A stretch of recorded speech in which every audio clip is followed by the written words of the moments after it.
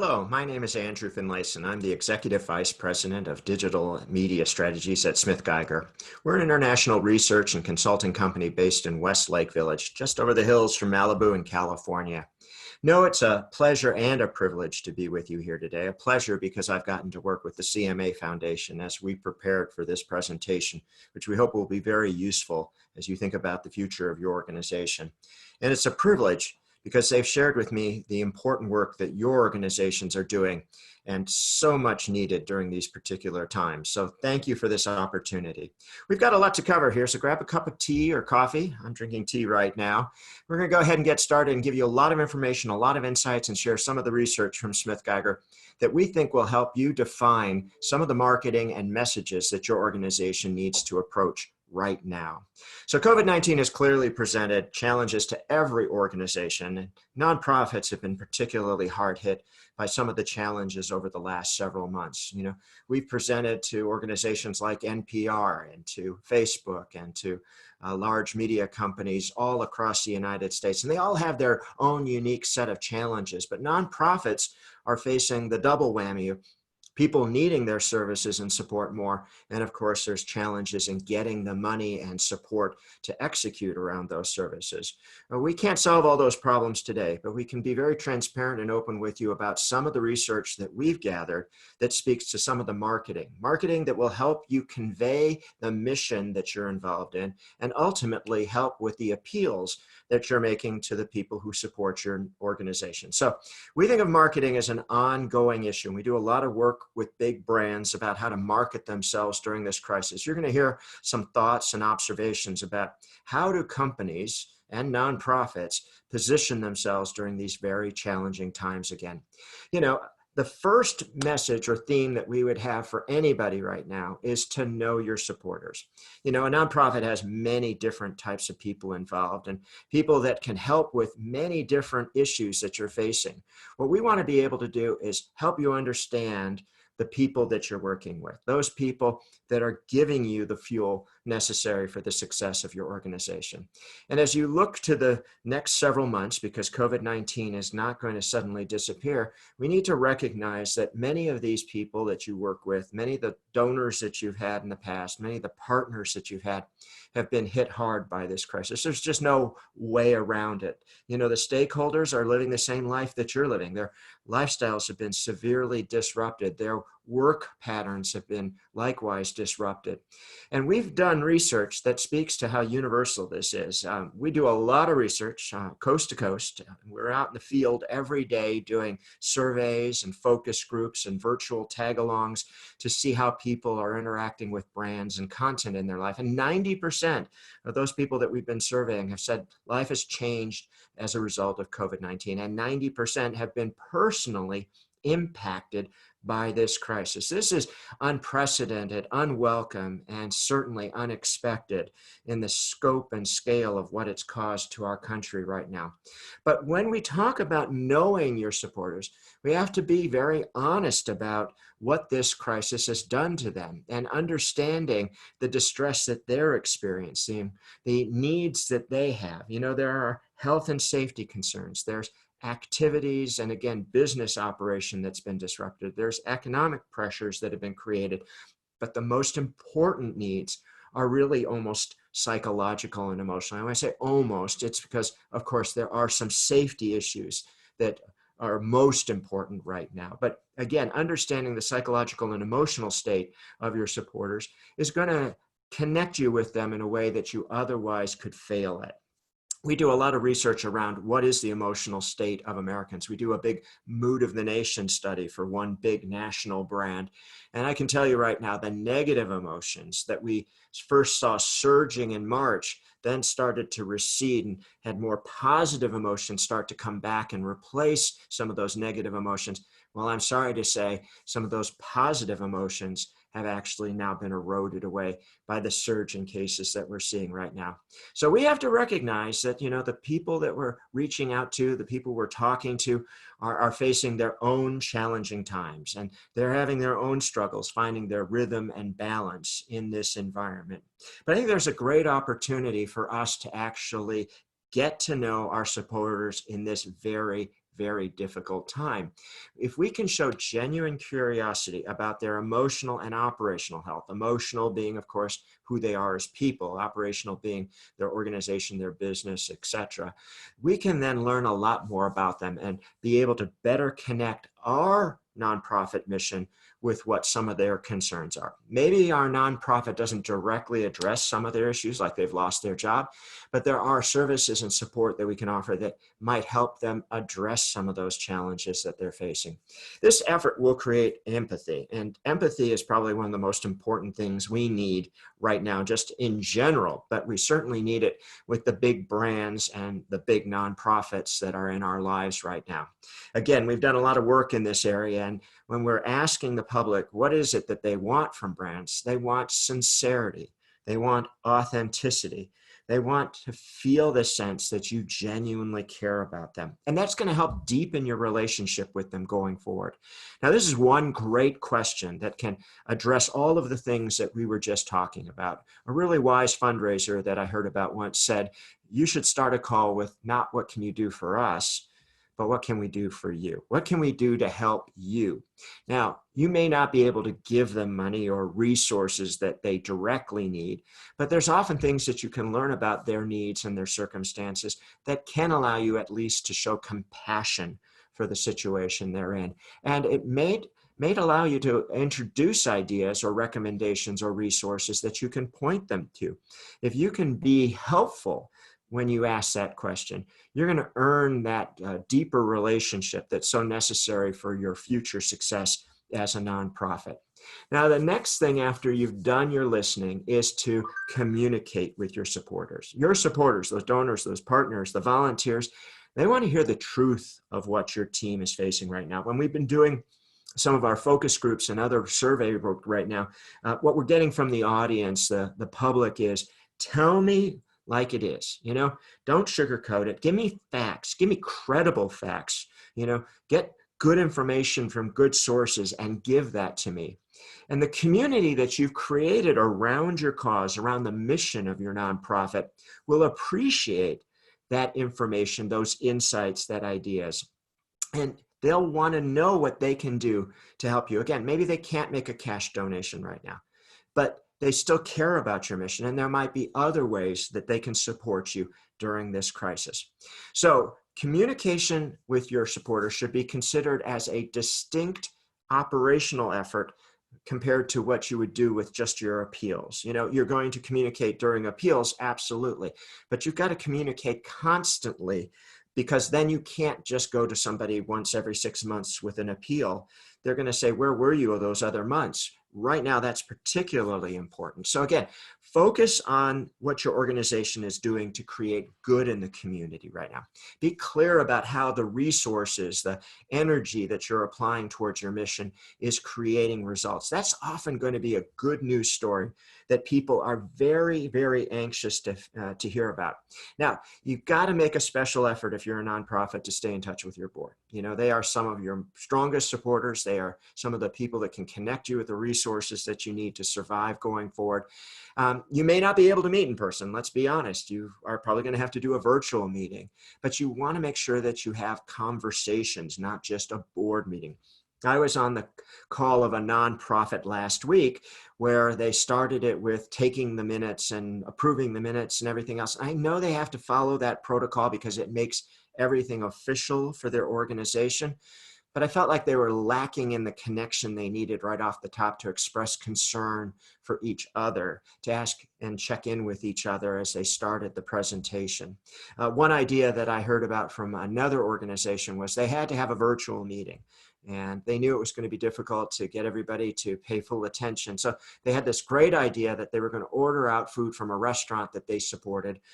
It fit in with their mission. And they were going to have that food delivered individually to each of their board members' houses in their area so that they could all partake of a meal together. I thought that was really inspired to sort of make physical what they couldn't do anymore and bring them together to break bread, as it were, to begin that conversation about what were the needs of the organization and how are they going to respond. Now, when we talk about communication with supporters, we want to give you a couple layers of thought that will help you to think about adjusting your message, because you do have to adjust your message. The campaigns, the concepts that you had 6 months ago, as good as they were, probably don't fit right now, at least not with some major retrofitting to address some of the issues related to COVID-19. You don't want to be tone deaf in this environment. You want to be very, again, empathetic and compassionate. But you can remain true to your nonprofit mission. Your mission still very much matters, and people still want to support it. They may have other priorities, as I said before. Their means and their bandwidth may be stretched right now, but you can still connect with people. And when you connect with them, you can reflect on the situation that we're in. Everybody honestly knows that this has been a life-transforming event, and you've got to reflect on how it has changed and adapted some of the things that your organization is doing. Again, be very transparent and open. If you've had to scale down some of what your organization does, say so. People will understand. We don't want to oversell in this environment. There's a lot of tension, and overselling is never a good thing, but particularly in this environment. And what I like to do when I work with nonprofits, and I work with nonprofits that are food banks, and I work with ones that are climate change organizations, is to make sure that they're always authentic and empathetic in their marketing, that they're caring, not scaring. I know a lot of politicians raise money by scaring the out of you, but we don't want to be that kind of organization, particularly, again, in this particular environment where people are so uncertain. People are craving normality and clarity in this in current age. So think about it as something where you are going to be very clear where you are, very open about the challenges that you're facing, but be specific about the hope that you have about going forward. Now, if you've seen a surge in demand, a lot more people are asking for your services or need your help, I think you need to tell that story. If you've had to drop in volunteers because they simply can't come in and do what they used to do, we can share that story too. If you had to cancel the big fundraiser that you were planning on doing, please be honest about it, because people understand that nothing is normal right now. Now, people are aligned with your nonprofit. They've supported you in the past because of the vision that you've brought to the problem or concern or opportunity that you're addressing. We don't want to let that dim during COVID-19. We want to actually get it to be like a flashlight in the dark and point out exactly what we can do to help our communities as they navigate the challenging circumstances ahead. But again, it's got to be done through the lens of the world that we currently live in right now. Now, here's some thoughts that I think can help you with some of that focusing of your message and being clear and transparent right now. Know that people are very hungry for good news. We do a lot of research in this area, and your organization can point to some of that good news, the heroes and helpers, as we like to call them. There are some inside of your organization right now. There are some that you know of in the community. There may be past people that you've helped who have had success, and we can go and find out about that success. Again, we want to be able to talk about the positives that are being created during this very challenging time. A little data nugget here for you. SmithGeiger research has found that 59% of Americans were hoping that local TV, the thing you watch for local news, would provide positive stories about people making a difference in their community. Why does this matter to you? Well, I assure you, your nonprofit has a positive story, a story that a local TV station, local radio station, a local newspaper might be very interested in. Just a little side note, in the last week, I've presented to a large media organization a plan to actually highlight people who are making a difference in their community. So their TV stations and radio stations all across the country are looking for those kinds of stories to incorporate in their daily news and radio programming that they're doing. This kind of desire to hear stories about people making a positive difference is an opportunity that you need to think about hard right now, because again, there's a demand that's available for that kind of content, and it's at national and local levels, just so you know. Now, again, we've got some themes here. So this is our next one. You've got to address COVID-19. We've touched on this already, but you have to acknowledge what's happening. You don't have to dwell on it, but you want to be specific as to the impact that it's having on your organization. general messaging just about, hey, this is what we do. We do a lot of good in the community without tying it in with some of the realities of COVID-19. And in some cases, the protests and racial injustice and the economic issues that we're all facing together would make you look disconnected and could make you look arrogant, like you don't have to pay attention to any of the problems that other people, most people, are now experiencing. Instead, what I want you to be able to do is think hard about how you can not be tone deaf in this environment, but instead incorporate the reality. So I was asked to share some of the advice we give to major brands. We do a lot of work for big advertisers all across the United States. And this is a theme that we've touched on already, but I want you to reinforce this in your conversations that you're having in your organization. It's essential that you listen, that any brand right now has to show that it's listening to its customers, to its audience, to the public at large, to the communities that they serve. Tell those stakeholders how you're listening. Inform your board what you're doing to actively learn about the problems and concerns of the people in your community. Tell people that you're not just interested in what they're saying, but also what they're feeling at this time, that's going to be part of what you're going to learn as you move forward. Then you've got to be able to tell the public, your customers, your people that you're serving, your stakeholders, your donors, what action you're taking. Tell stakeholders that you're taking action to make the situation better. Our research clearly shows that people want brands to tell the public what they're doing, not to sell them something, but to make this situation better. And there are lots of ways that brands can make the situation better without directly selling a product or providing a service. So be part of the solution right now, rather than just adding to the problems that many people feel like they're experiencing.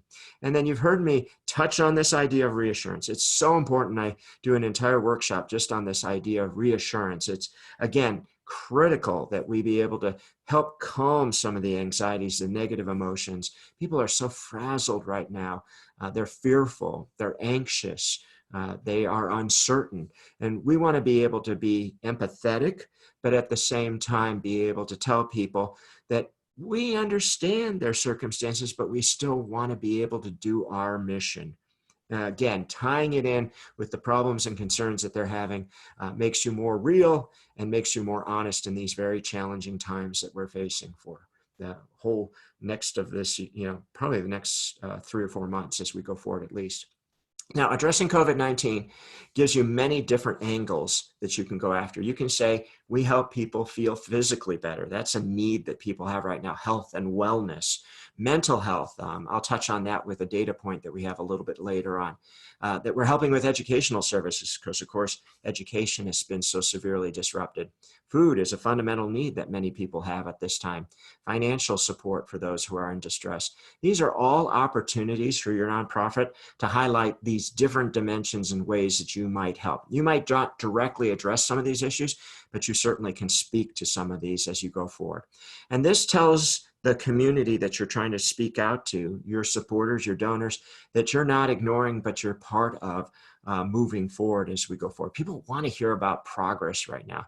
That's a big takeaway from one of the focus groups that one of my colleagues was sharing with me. People want to know that things are starting to get slowly better at this time. And one way that you can help with that is to provide resources. So again, this is one of our themes that we'd like you to emphasize as you think about how you're going to market your nonprofit going forward. Even if you don't directly address some of the issues that I've just raised, there are certainly ways for you to illuminate other resources in your community that you can point people to. I know the CMA Foundation and the CMA as an organization have done a really strong job of curation and aggregation of different resources that are available.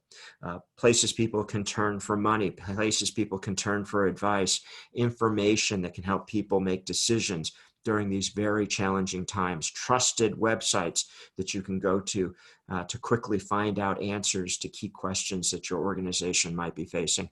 And again, a little data nugget here. We found that 63% of Americans were hoping that local TV newscasts would provide resources for those in need. And that was a wide range of needs that people were interested in. Now think about it, TV stations don't actually provide those resources, but they can help point towards those resources. And that's one of the ways they can be a community leader and help the community come together. So we hope you'll consider that idea. Another need, 57% of Americans would appreciate reports and advice on mental health challenges due to, of course, all the anxieties and fears that have come out of the quarantines and related issues. So if you help people feel better mentally, if you can help people relax, if you can help people feel better about their life in general, you are, in fact, helping people with their mental health at this time. So please don't be shy about pointing that out as a way you're helping your community at this time. And again, if you can be able to do this, you'll be able to advance your cause, because you'll be seen as being helpful during this particular crisis. And you'll even be seen as healing. And, one of my colleagues said that really great nonprofits help heal the community. And I paused when that was said, and then I reflected and I went, he's right. This idea that many nonprofits provide solutions to problems or help find opportunities in their communities, it's really a larger thought about helping us all heal and become stronger as we move forward. Now, as we continue as this theme of providing resources, we want you to think again about being able to point towards other nonprofits.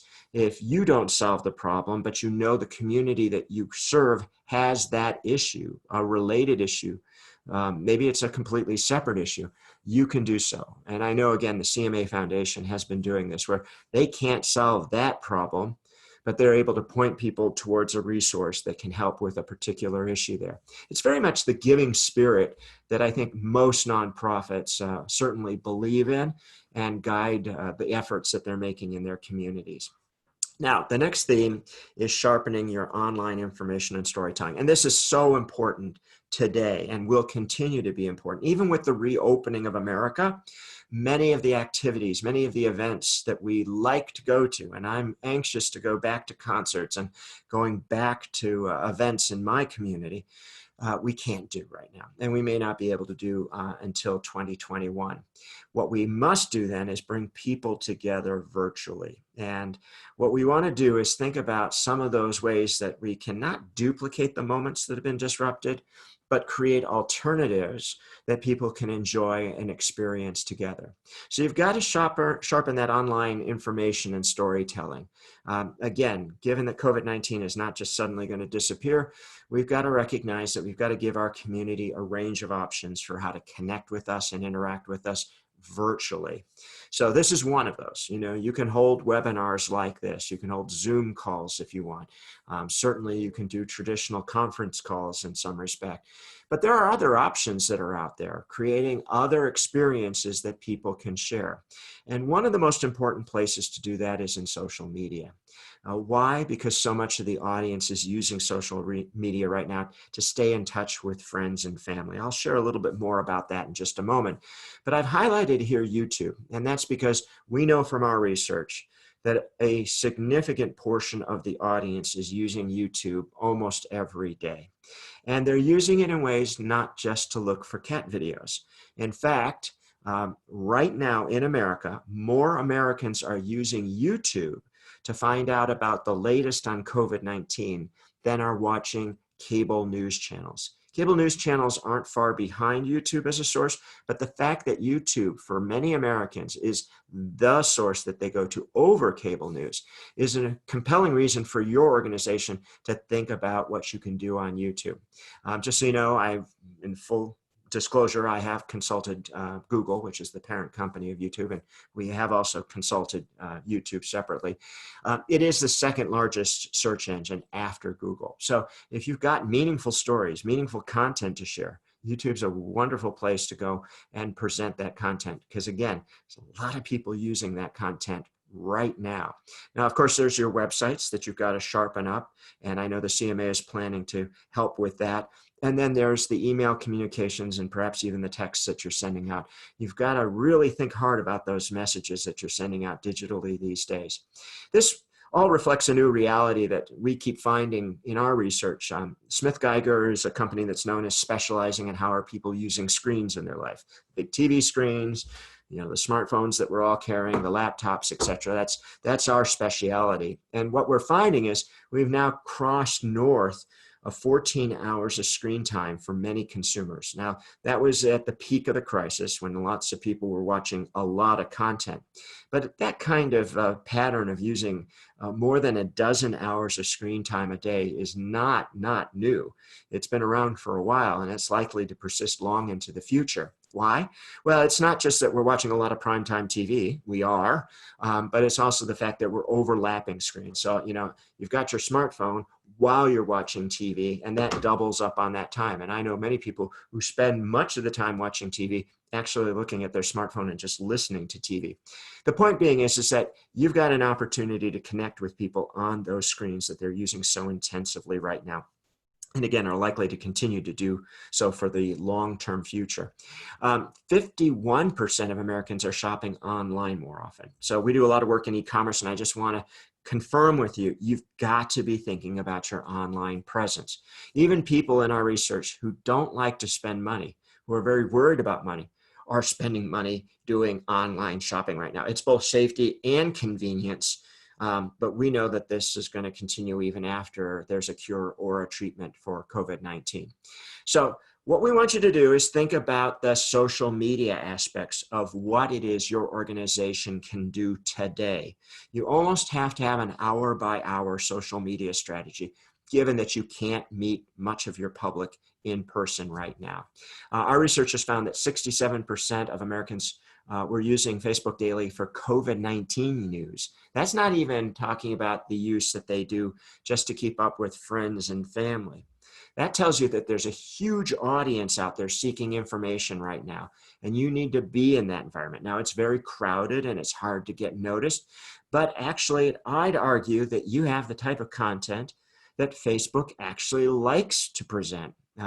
There's a lot of divisive and political content on Facebook, but Facebook would rather see friends and family sharing news that is helpful and useful.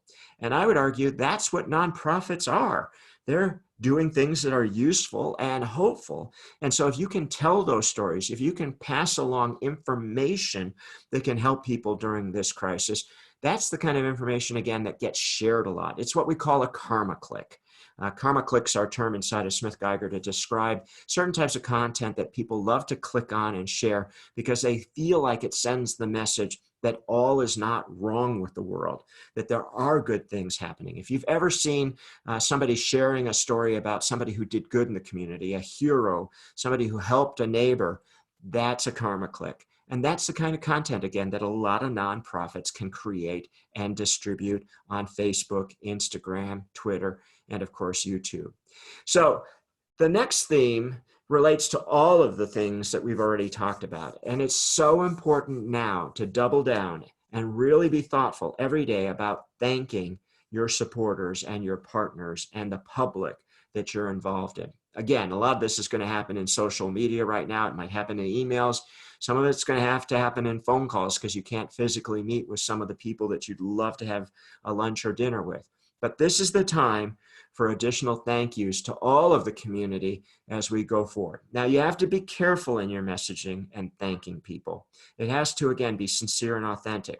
Our focus groups have turned up some very negative reactions to messaging that says, we're all in this together. That probably worked the first couple of weeks of the crisis, way back in March 11th, when the NBA canceled its season. But now we're far beyond that. And just so you know, our focus groups, again, have revealed people saying, these big brands, these big organizations, they aren't in it with me. They don't know what I'm dealing with. It's not true. They'd much rather hear what you're doing about the crisis and, again, the actions that you're taking to make the world a better place. So, again, you want to thank anybody and everybody in different ways, of course, and the more specific it is, the more sincere it often is. And that expression needs to be extended to your volunteers. They may not be able to physically participate in some of the things they used to do, but they still care very much about your organization.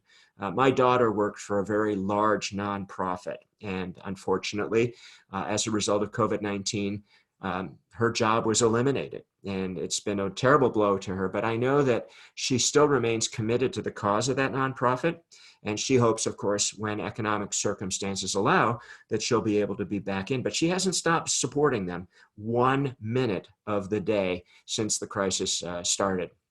And then again, remember, they can't come into the building in some cases, but they still need to know that you very much appreciate what you've done in the past, what they may be doing for you now, but the promise of what they could be able to do in the future as we go forward. So we're always looking for what we call silver linings. We end up doing a lot of crisis and risk mitigation. And, frankly, I'm the guy that gets called when a lot of bad things happen to organizations. And, I'm not somebody who's a Pollyannish who will say, oh, things are all great. But I try and find those bits of good news that we can build on to give people internally hope and a plan to move forward. And one of those sets of silver linings is some of our data that reflects that Americans are showing some support for each other, that despite all the division that you hear about, that there are people who care about their neighbors. So 17% delivering food or supplies to vulnerable people, people checking up on neighbors, 17%, delivering food or supplies to vulnerable people, 10%. But perhaps the most encouraging, as I've noted here, half of Americans believe the epidemic has brought out the best in their family and friends. That's something for any nonprofit to build on, because great nonprofits are like family and friends. Your most committed supporters, your best volunteers, they're family to you. And we need to reflect that they're feeling this, hey, something good is coming out of this. We're showing our resilience, we're showing our capabilities, we're showing our compassion, we're showing that we truly do care about each other. And so that's something that your thank you efforts can certainly reflect, and it will be most welcome. We're going to be in this for a while longer. So again, I want to thank you for your time and attention. We hope some of these insights and ideas have been useful to you. As I said earlier, the best nonprofits really are healers in their community. They bring hope. They are helpful in ways that all of us need that kind of support today.